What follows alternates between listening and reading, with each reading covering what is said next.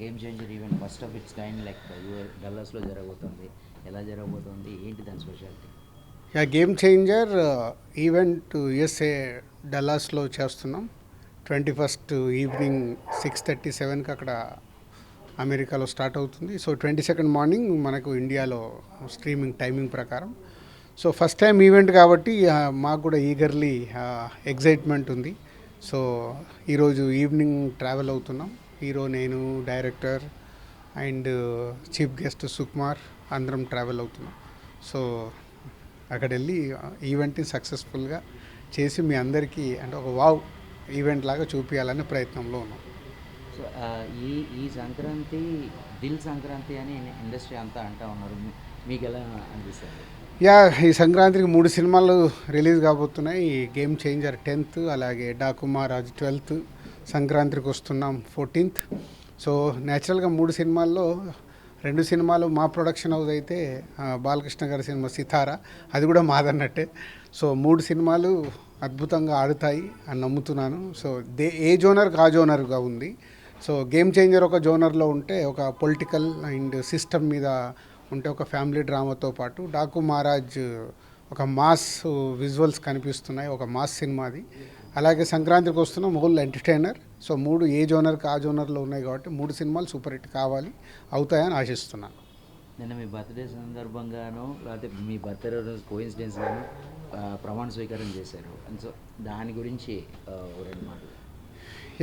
Telangana film development కార్పొరేషన్కి చైర్మన్గా నియమిస్తూ సీఎం రేవంత్ రెడ్డి గారు ఒక 10 days బ్యాక్ అనౌన్స్ చేశారు. సో నన్ను ఎఫ్డీసీ చైర్మన్గా ఉండమని అడగడము, సరే ఇటు ఫిలిం ఇండస్ట్రీకి అటు గవర్నమెంట్కి మధ్యలో ఒక వారధిలాగా ఉంటూ హైదరాబాద్లో ఉన్న ఈ డెవలప్మెంట్స్ ఫిలిం ఇండస్ట్రీకి ఉపయోగపడాలి, అలాగే హైదరాబాద్ ఇటు తెలంగాణకు ఉపయోగపడాలి, అలాగే ఫ్యూచర్ విజన్ అంటే ఇవాళ తెలుగు ఫిలిం ఇండస్ట్రీ గ్లోబల్ అయింది. సో మనం లాస్ట్ ఒక 2-3 years నుంచి చూస్తుంటే మన సినిమాలన్నీ పాన్ ఇండియా సినిమాలు అయ్యి గ్లోబల్గా రీచ్ అవుతున్నాయి. నాట్ ఓన్లీ ఇండియా, అదర్ కంట్రీస్కి కూడా రీచ్ అవుతున్నాయి. సో దీన్ని ఇంకా బిగ్గా చేయాలి, అన్ని ఫెసిలిటీస్ పెరగాలి. ఇక్కడ పెద్ద పెద్ద సినిమాలు ఇంకా సులభంగా ఇండియాలో ఉన్న అదర్ లాంగ్వేజ్ వాళ్ళు కూడా హైదరాబాద్లో షూటింగ్ చేసుకోవడానికి వాళ్ళకి కావాల్సిన ఫెసిలిటీస్, ఇటు ఆల్రెడీ తెలుగు సినిమా ఎక్కడో చాలా గ్రో అయి ఉంది. దీన్ని ఇంకా పెద్దగా చేయడానికి అటు గవర్నమెంట్కి ఇటు ఫిలిం ఇండస్ట్రీకి మధ్యలో ఉండి చేయాలని ప్రయత్నం చేసి ఇంకా చాలా చేయాల్సినవి ఉన్నాయి. ఒకప్పుడు మన ఎఫ్డీసీ అని అంటే చాలా ఇటు చిల్డ్రన్స్ ఫిలిం ఫెస్టివల్ కానీ ఇటు అవార్డ్స్ కానీ అవన్నీ ఉండేటి, మెల్లిగా డైల్యూట్ అయ్యాయి. అవన్నీ మళ్ళీ ప్రాపర్గా ఫిలిం ఇండస్ట్రీకి ఒక ఎనర్జీని ఇవ్వాలి, ఒక ఎంకరేజ్మెంట్ని ఇవ్వాలి. అలాగే గవర్నమెంట్ నుంచి రావాల్సినది ఏదున్నా ఫిలిం ఇండస్ట్రీకి అన్ని పనులు చకచక అయ్యేలాగా నేను ఉండి చేయించాలనే ప్రయత్నం మొదలుపెట్టాను. సో ఈ సంక్రాంతి అయిన తర్వాత ఇంకా ఎఫ్డీసీ పైన ఫోకస్ చేస్తాను.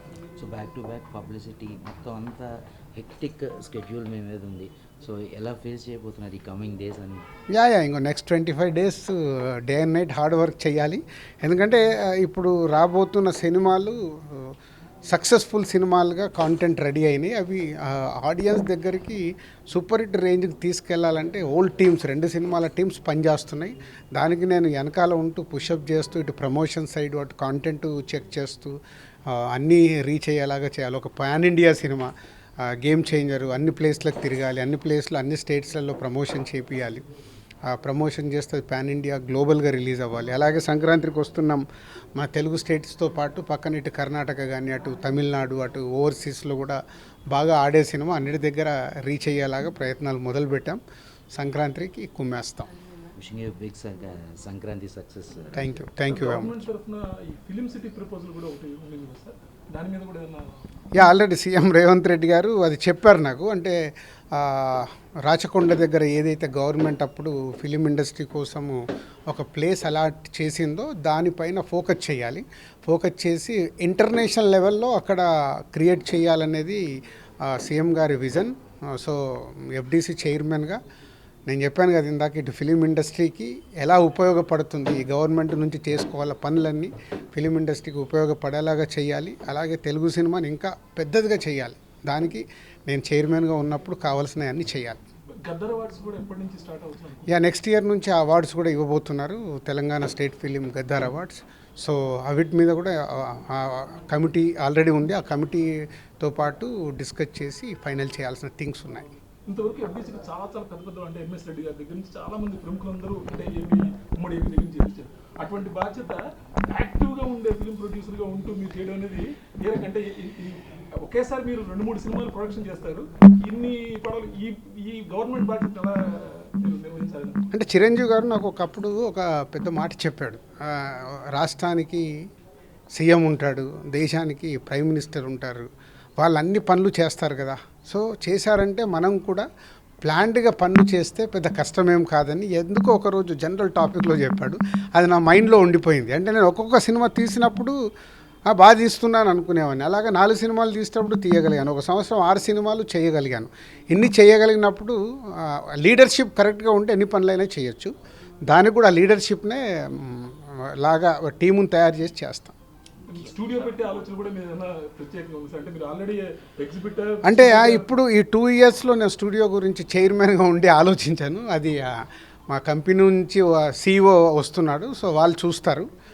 మాకు ఒక దగ్గర ప్లేస్ ఉంది, దాంట్లో స్టూడియో అనుకున్నాము. బట్ ఇప్పుడు ఎఫ్డీసీ చైర్మన్గా ఉన్నప్పుడు నా కోసం కాదు, నలుగురికి ఉపయోగపడే పనే చేయాలి, నేను అదే చేస్తాను.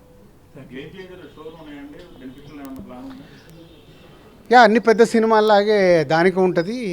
తప్పకుండా 2 రాష్ట్రాల్లో పక్కాగా ప్లాన్ చేసి చేస్తాం.